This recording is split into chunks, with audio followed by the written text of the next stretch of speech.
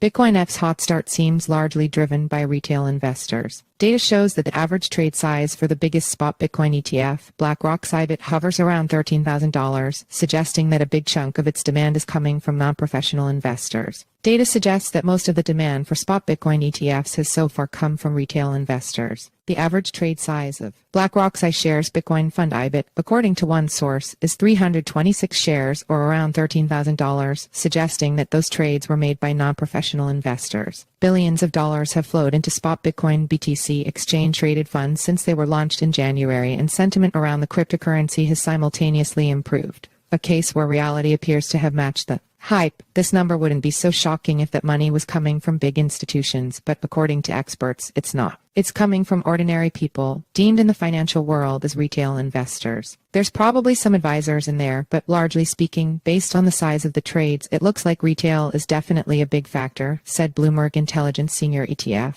analyst Eric Balchunas. According to his data, the iShares Bitcoin Trust IBIT, issued by the world's largest asset manager, BlackRock, is seeing an average of 250,000 trades in a day. The average trade size is 326 shares or around $13,000, suggesting to Balchunas that those trades were made by non-professional investors. BlackRock declined to comment, but a person familiar with the matter said that while BlackRock is seeing buying interest from all types of customers ranging from retail to institutional, most of the money flow seems driven by retail investors. In the stock market, large transactions are routinely split up into tiny chunks for more efficient processing, so a 326-share average trade size isn't necessarily a sign amateurs with thin wallets are driving the action. But Balchunas said that issuers have confirmed to him that demand is driven by the retail crowd. One issuer CoinDesk spoke with agrees. VanEck brought the VanEck Bitcoin Trust HODL to market in January alongside the other 9 spot Bitcoin ETFs. I would say, broadly, it's a lot of retail, said Kyle Cruz, director of digital assets products at VanEck, but there's a lack of transparency into who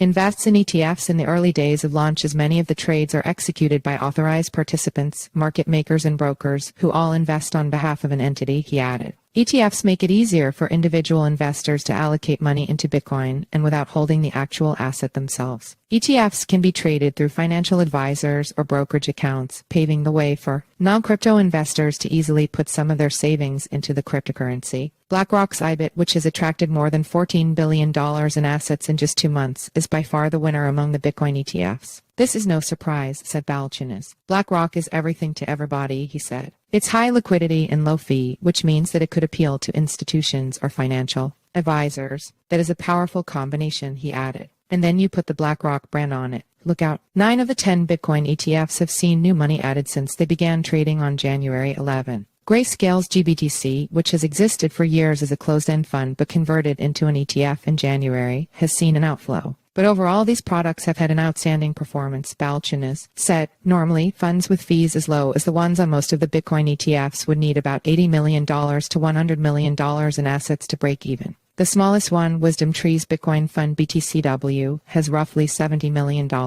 We'd call that a legit hit, said Balchunas. IBIT just makes it look like BTCW is getting no love, but it's really good.